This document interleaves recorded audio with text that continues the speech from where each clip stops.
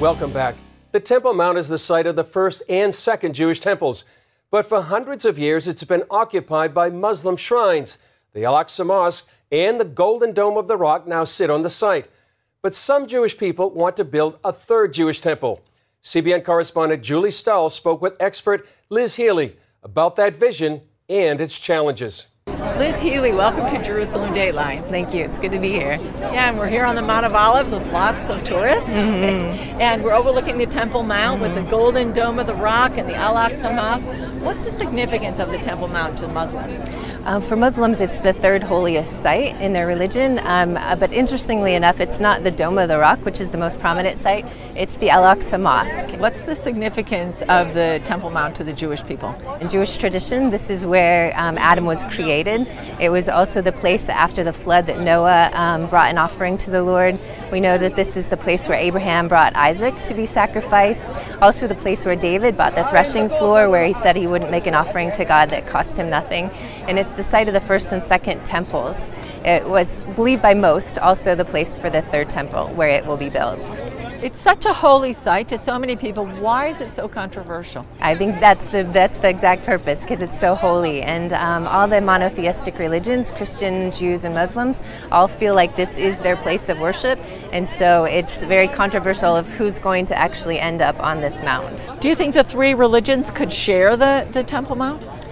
Personally, I don't, but there is a huge movement about coexisting on the Temple Mount. And even recently, within the last 2 weeks, I know of a meeting between Christians and Muslims and Jews who all are talking about what are the possibilities and how could they establish both a temple and a mosque on the Temple Mount. What kind of plans are being made to build a third temple? There are actually quite a few, and depending on the group that you talk to, different architectural designs have been made. So one group is doing a design more like Herod's temple, and it would be on the Temple Mount, and I don't believe that they would have a mosque that would be there. There are other groups that are more focused on the design that's given in Ezekiel, chapters 40 through 48, which is the next structure in Scripture that God said to build a temple in this way. And then even some archaeological research has been done recently that would say that the Holy of Holies is not under the Dome of the Rock, which is the most common assumption, but a little bit to the north, and that's why the coexist movement is moving forward, is because it's possible that they could be right next to each other on the Temple Mount. Where in the Bible does it talk about building a temple, a third temple? There's several references, and somewhat depends on interpretation, but we would begin in the book of Daniel, where it talks about the abomination of desolation. And we know that's happened once, but it talks of a future time where the sacrifices will again be taken away. So a temple would have to exist for the sacrifices to be done. We also see it listed in Matthew 24 and Mark 13 and 2 Thessalonians that all make a reference to a false Messiah setting himself up in a temple and declaring himself as God, or removing the sacrifices. We also see in the book of Revelation, John is told to measure the temple measurements, and so there has to be a physical temple for him to be able to measure it. So what preparations are actually being made right now to build the third temple? There are actually quite a few, and it just shows that God is giving the Jewish people kind of signs or an expectation that it's time for the soon coming Messiah. But there is a group specifically that has reestablished the Levitical priesthood. They just started a school a few months ago, and they have a registry for those who are from the Levitical line, that they could come and be trained and be ready to do the service in the temple. They've also started a red heifer farm. The Temple Institute did with an Israeli farmer, and that was again with ritual purity, that they need to have a red heifer that meets Jewish law and has been supervised and doesn't have any white hairs. It's completely red heifer, to be able to be burned, mixed with running water, and then used to make everybody ritually pure to be able to go into the temple. I mean, right now, Jewish people just going on the Temple Mount can create a riot sometimes. So can you envision a scenario where they would allow the temple to be built?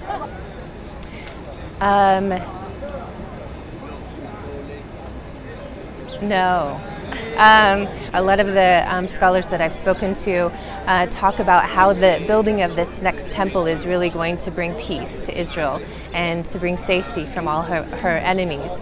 And so in that way, I can see that any maybe leader that would be raised up or somebody that would be able to bring the nations together, especially those who might align with Israel, that there might be some agreement that the temple could exist there and this person could be set up in the temple.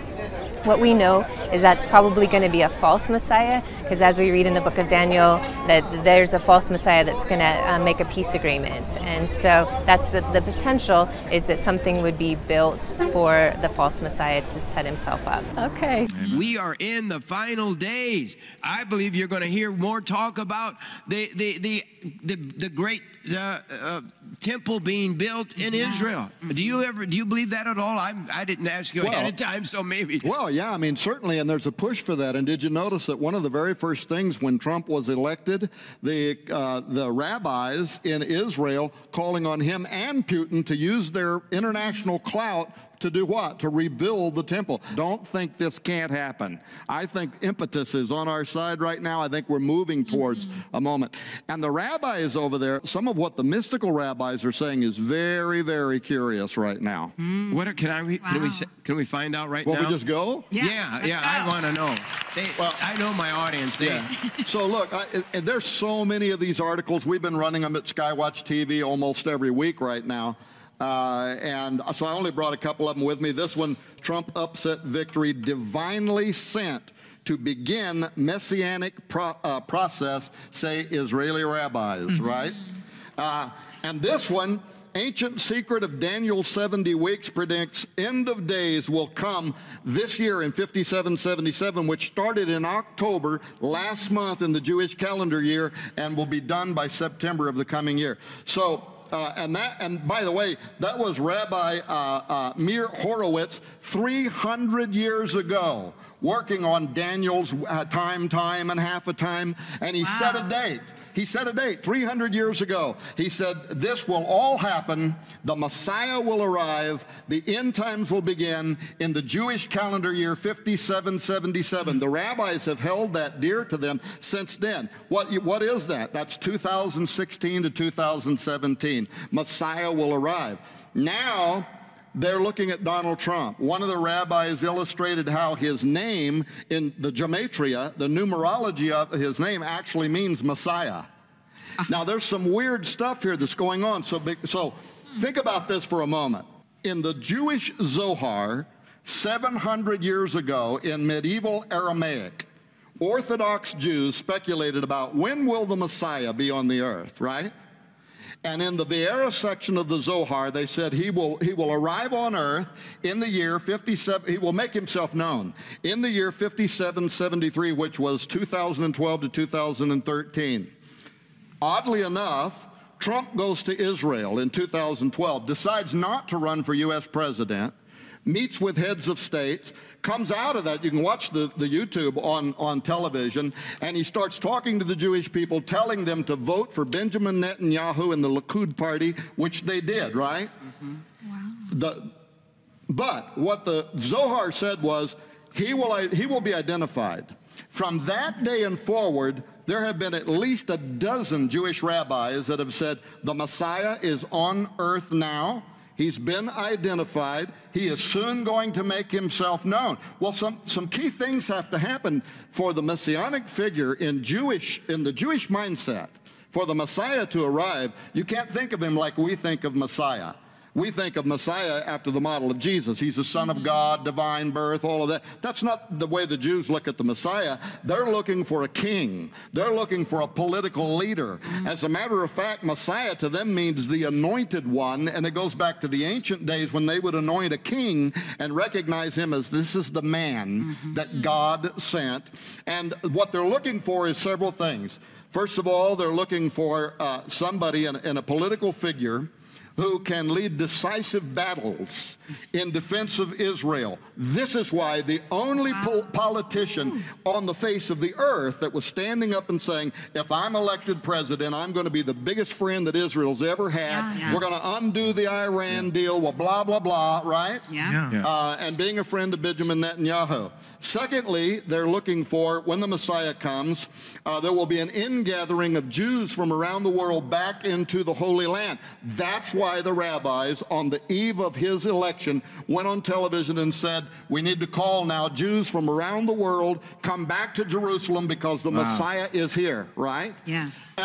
There's another thing. Thirdly, they talk about when he arrives, he is going to reinstitute the temple service. So what was the second thing they did? They called on Trump and Putin to use their power to rebuild the temple and to reinstitute the temple service. I'm not saying that they think he is the Messiah. What I actually think is that most of the rabbis there think he's John the Baptist and the Messiah is about to appear. He's the forerunner. He's the guy that's going to start the message in the wilderness, and the Messiah is going to come in on his heels. And so we need the temple service. We need to get back into Israel, the Messiah. Now, why are they saying that? They have identified somebody. I mean, there could be a few rabbis there that think he's the Messiah. The other third key is he has to be of the Davidic dynasty. He has to be of the Davidic bloodline, and there is an effort right now to go back through the European monarchy, cousins of President Donald Trump, to show that his bloodline goes back to the Davidic dynasty. Now, why are these efforts underway? I'm just saying there's something very strange here that's going on, and everything I'm saying can be verified. Multiple news agencies, the Jerusalem Post, Breaking Israel News, they're all talking about this right now. So they too believe that we are in the end times. They too believe that the Messiah is about to appear. We would say the second coming is about to happen, but their Messiah is going to be a false Messiah. He's going to be the Antichrist, right? So I think that the smart ones in Israel are looking at him right now. They're saying he is God's, what we would call John the Baptist. He is God's messenger. When he takes over in January, there is a 5777 countdown to the appearance of the Messiah, and something could happen overnight that could lead to the reconstruction of the temple.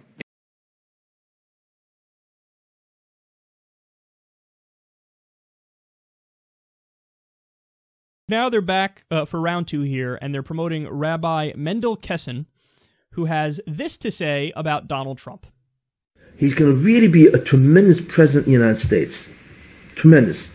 Really equality, prosperity, and peace with law and order. He's going to stand up to all the nations of the world. He's going to side with Israel when he realizes that they cannot make peace with Israel, as I've said before, because it's theologically impossible. All the ideas I gave in the previous show and so on. That's the Tahar of America. You now understand what it is, okay? Specifically what it is. See? And that's why I believe, you remember I said that the Gematria of Donald Trump is Gematria Mashiach ben David? You know what that means? Do you know what that means?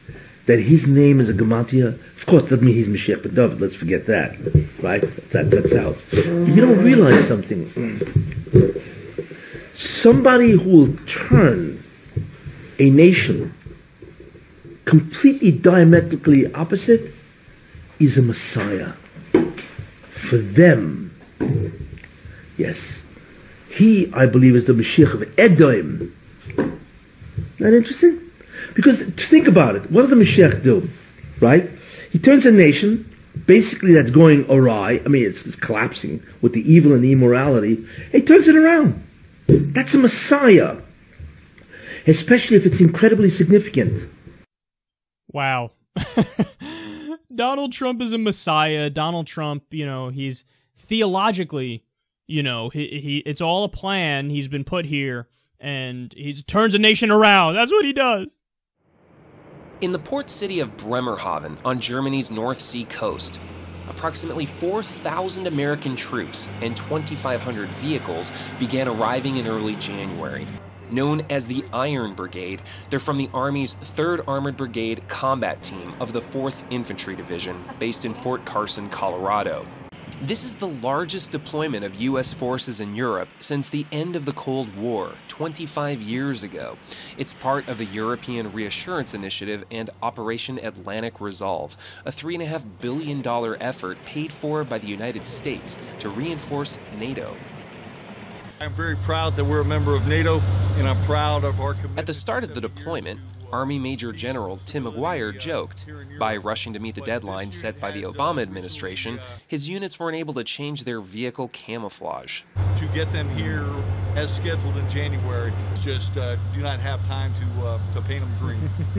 But the Army is anxious to deliver a serious message. To demonstrate to allies and adversaries alike, the U.S. is determined to assist NATO in defending Eastern Europe from potential aggression from Russia. The combat power here is a tangible sign of the continued commitment of the United States of America. It is one that enables us to work with our allies and send a message that we remain committed.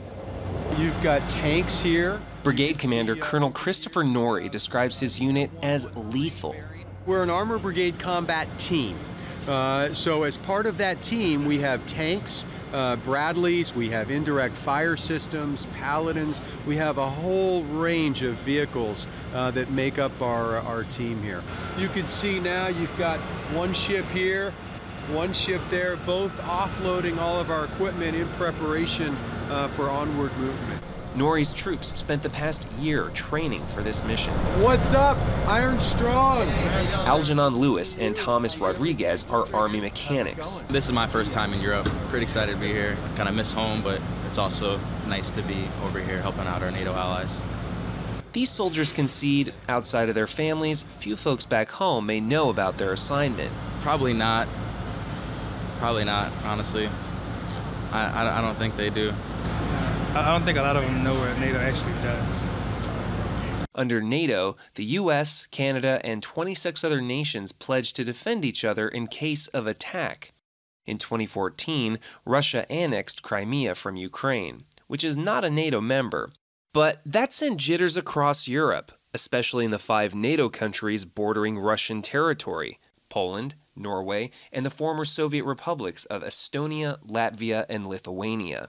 After international sanctions were imposed on Russia, then-President Obama pledged to beef up American military presence in Europe, which had shrunk from its Cold War level, over 300,000 troops, to 120,000 in 2000 and 65,000 in 2015.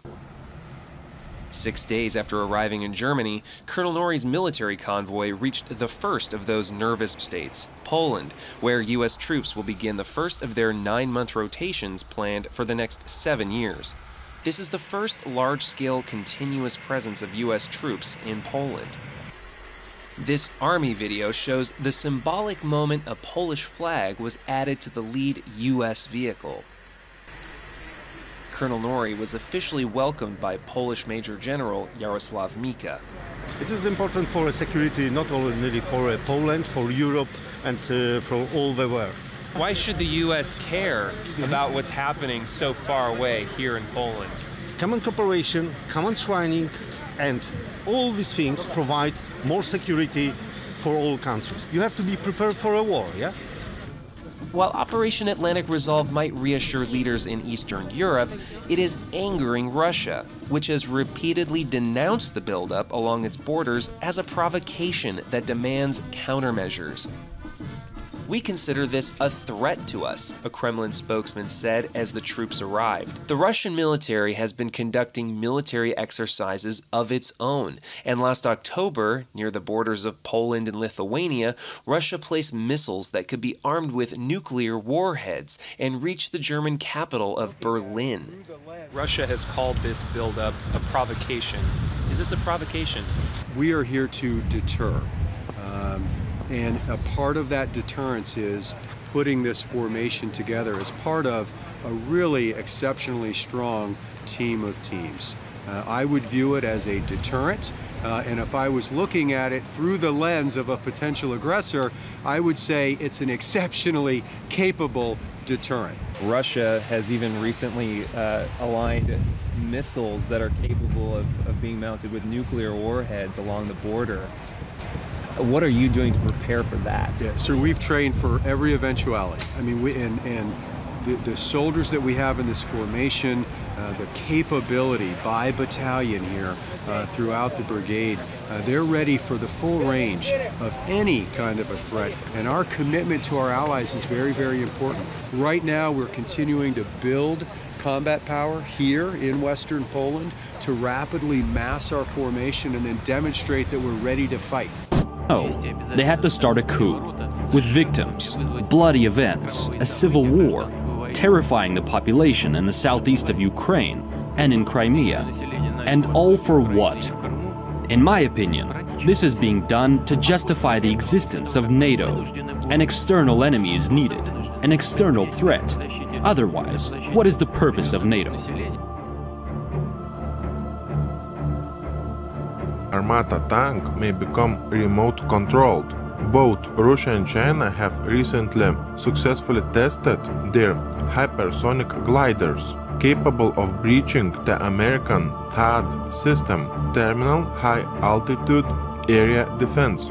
An air-droppable missile defense complex is being developed for Russia's airborne forces to ensure that after landing, troops have the means to secure the skies and prevent inbound airstrikes. This system will be the first operating version of its kind in the world. Russia's all-new Buyan M missile corvette may be small, but the weapons it carries on board really boggle the mind. The servicemen of the Independent Rocket Artillery Brigade of Russia's Northern Fleet have received Bastion, NATO reporting name SSC-5, Mobile Coastal Defense Missile Systems, bomb-proof. Russian Terminator Girl tests the next-generation personal armor. The next-generation protective suit she was testing was developed by Central Research Institute of Precision Machine Building for Russian armed forces. More than 20 new types of robots are being developed in Russia that will someday be put to use in life-threatening situations on the battlefield. This is Russia's latest combat helicopter with a flight speed 450 plus kilometers per hour.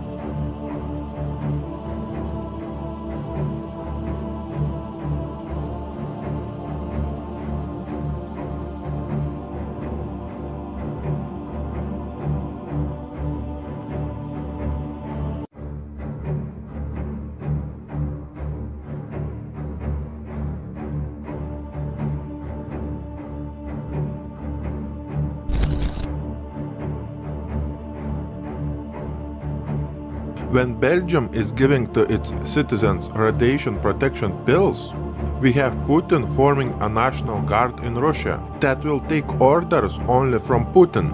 In a sweeping reorganization of Russia's internal security apparatus, President Vladimir Putin has announced the creation of the new National Guard in Russia, a powerful new paramilitary unit charged with combating terrorism and organized crime and maintaining social order. Why did the president decide to create this new military unit now? The National Guard's personnel could be used on orders by the Russian president in operations aimed at maintaining or restoring global peace and security. It is very strange when we have Putin stating that he is not going to leave his position without fight, like Yanukovych, president of Ukraine, did. He just left his position without a fight.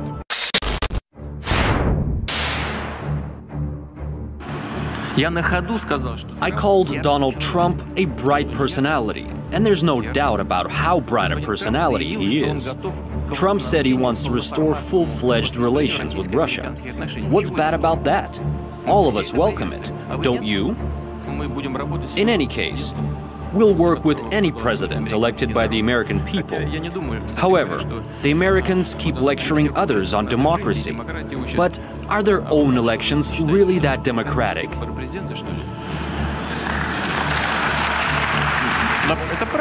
There were two cases when a U.S. president was elected by a majority of delegates who represented a minority of the population. Is that democracy?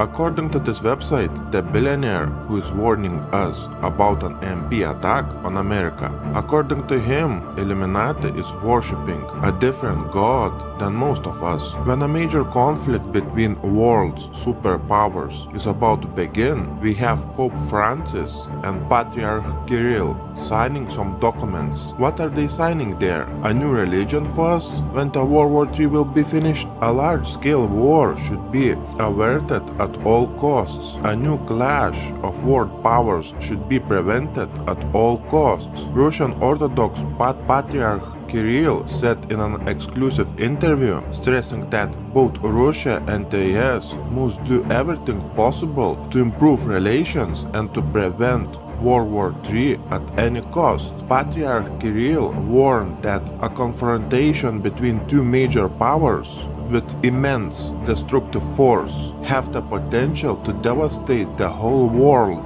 We have Patriarch Kirill going to Antarctica, blessing the water and land. He said, I quote, "When I blessed water in the Antarctic today, I thought about the whole earth that is below us, and I prayed for God's creation." Russia has 10 research stations in the Antarctic. There are about 30 nations who operate permanent research stations in Antarctica, including the United States, Russia, Australia, Britain, France, and Argentina.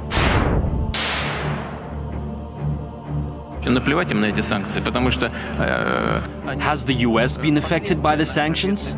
No, they couldn't care less about them. It's Europe that's been affected. And Americans tell their European partners that they have to tolerate them for a while. But why do they have to tolerate them? I don't understand. Well, if that's what they want, then let it be. But why? Maybe Matteo can explain that to me.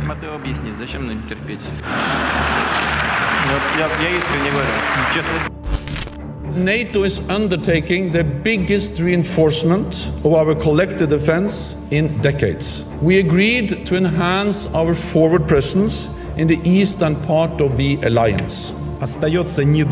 NATO relations towards Russia remain close and unfriendly. In stronger words, we have reached the level of a new Cold War, and Mr. Stoltenberg highlighted that. Sometimes I wonder whether we live in 2016 or 1962.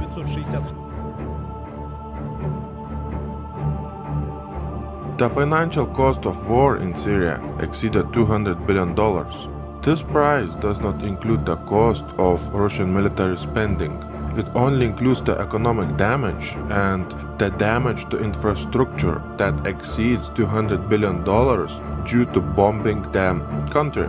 In my view, World War III in Syria was about to start when there was 350,000 soldiers, 20,000 tanks, 2,450 warplanes, and 460 military helicopters were participating in military exercise in Saudi Arabia called Northern Thunder. Then, out of the sudden, Putin orders Russian army to start Syria pullout. It was obvious that World War III was about to start, but Putin has changed the military strategy, and Illuminati did not like Putin to act in such a strategic way, preventing the beginning of World War III in Syria. Illuminati's plans for starting World War III in Syria clearly failed, period.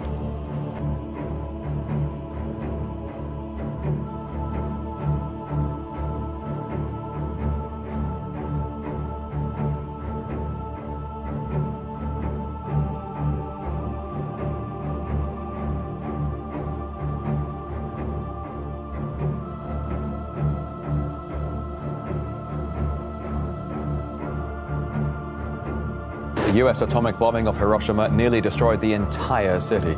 A second nuclear attack 3 days later on Nagasaki in southern Japan killed 70,000 more. Many of the survivors have suffered cancer and other radiation-induced illnesses or have remained unmarried and childless over concerns of birth defects.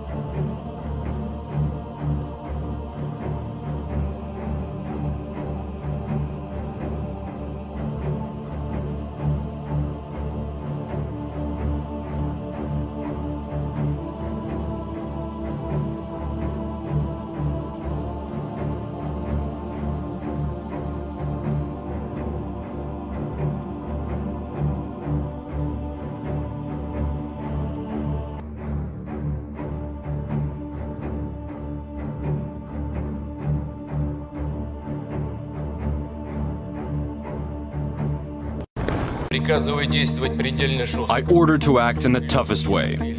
All parties threatening the Russian forces and our infrastructure on the ground are to be destroyed immediately. All right, look at the guy to port. Look at the left one. He is on the deck. On the deck, below the bridge wing.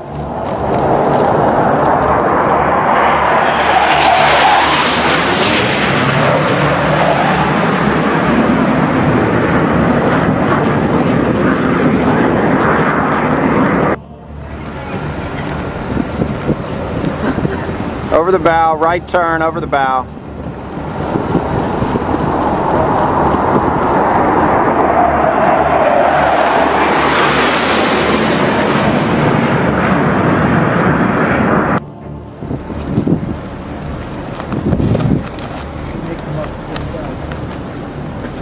Looks like you may come across the flight deck.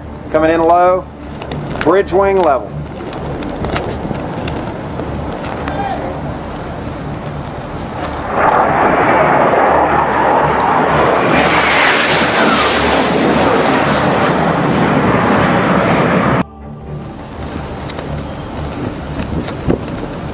Bridge wing level.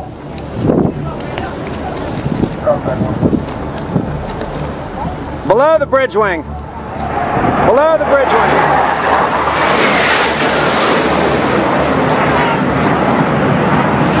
С праздником! С Днем Великой Победы! Ура!